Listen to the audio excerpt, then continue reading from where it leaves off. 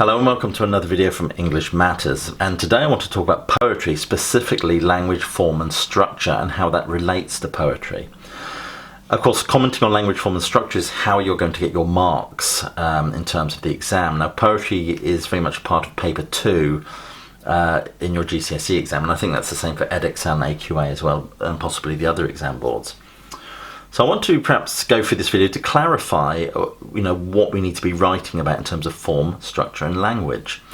I'd like to ask you now, if possible, to click the subscribe button. I shall be making content like this on a weekly basis, so please click the subscribe button and press the little bell at the top so you get notified when I upload something new. So let's think about form. Form basically pertains to how the poem is laid out on the page, really. You might want to think about what type of poem it is. For example, you might get a shape poem. I mean, I've seen poems that are shaped like a dripping tap. I once saw a poem about the seasons that was written in the shape of a leaf. So how does the shape, maybe the shape is relevant to the overall meaning of the poem. What type of poem is it? Is it a sonnet? For example, sonnet consisting of 14 lines with an iambic pentameter pattern and a regular rhyme scheme to it as well, standard rhyme scheme. Is it an ode? An ode is a dedicatory poem, a poem to somebody or something. Ode to autumn, ode to melancholy, ode to a Grecian urn, for example. Is it a narrative? A narrative poem, for example, examples in the current conflict anthology would be My Last Duchess, Charge of the Light Brigade, even Ozymandias to some extent. Ozymandias is a tale related to the poet, which he then relates to us as readers. How many stanzas does it have? Now, stanzas, of course, I think feeds into structure as well, very much.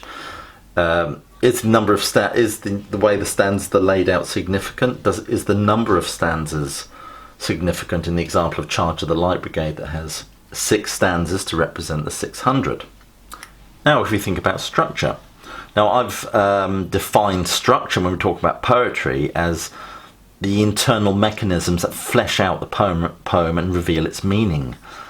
For example, you might want to think about rhythm.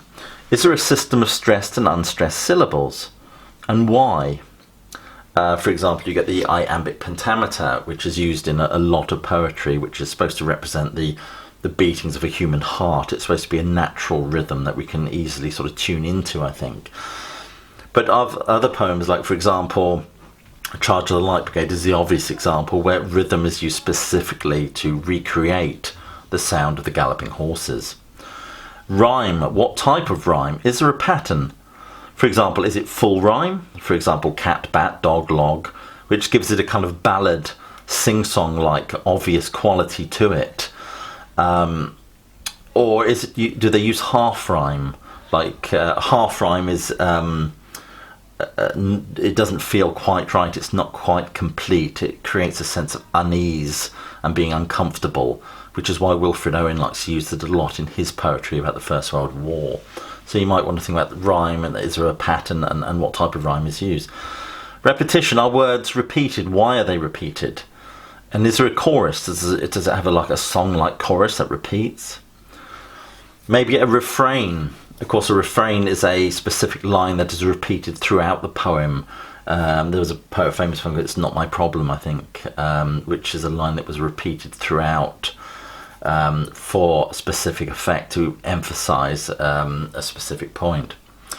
Now, mood is something that I think could perhaps feed into language, really. And what is the mood of the poem, and how is this achieved? Obviously, mood is achieved by the poetic voice, the narrative voice, the lexis that is used, the words that are selected for the poem. But obviously, words used and punctuation, things like that, have been laboured over. The poets have purposely decided whether to put something in, and you've got to ask yourself, why have they done that? Punctuation, for example, full stops, commas, exclamation marks, pauses within a line, caesura.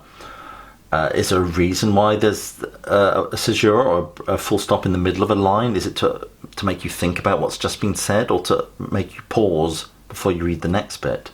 And why? These are the questions you need to be asking yourself. Enjambment, of course, lines that flow into one another with no pause or punctuation.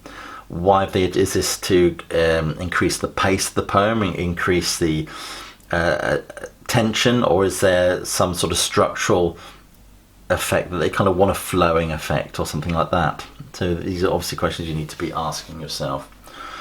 And of course, voice, narrative voice. Who is speaking? Is it the poet, or are they using characters within their poem? For example, My Last Duchess, Charge of the Light Brigade, even Ozymandias to a certain extent. And when they use characters or voices of other people, are they used to create an ironic distancing between the poetic voice and the person speaking in the poem? So you might want to think about the relationship between the two. Opening, of course, how the poem starts, and of course, conclusion, how the poem ends, how it is resolved.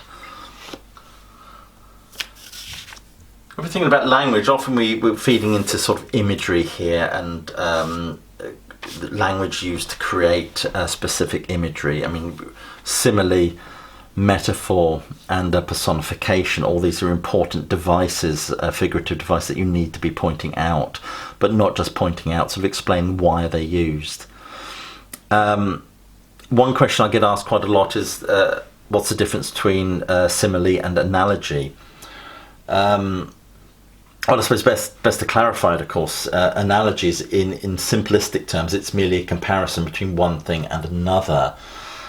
You might say, well, what's the difference between that and a simile? Well, an analogy is to make a wider point, to perhaps simplify an idea that stretches throughout the poem or the text. Whereas simile is to create a specific image or comparison that kind of serves the point the poet wants to make, which often feeds into the wider analogy that he's trying to make, or she's trying to make. So, for example, if we think about analogy in Wilfred Owen's Exposure, for example, so there is the analogy between the murderous and hostile elements of the natural world, of nature, and the man-made weapons of warfare and destruction. That analogy has been made by the poet here. This analogy effectively portrays, I think, the bleakness of trench warfare.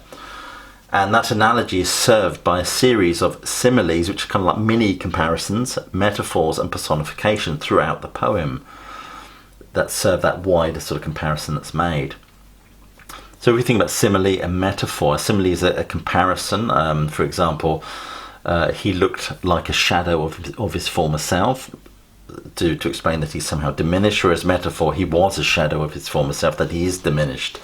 Metaphor is more direct and more powerful, I think, than simile. Personification, obviously you're giving life to inanimate things, and why you're doing that. For example, Charles Dickens in Great Expectations portrays the houses looming and looking down upon Pip as you walk the unknown streets of London to create a feeling, a sense of unease. You also want to think about sounds of words, alliteration, plosive sounds, sibilant S, or these sounds that the poets used for specific effect.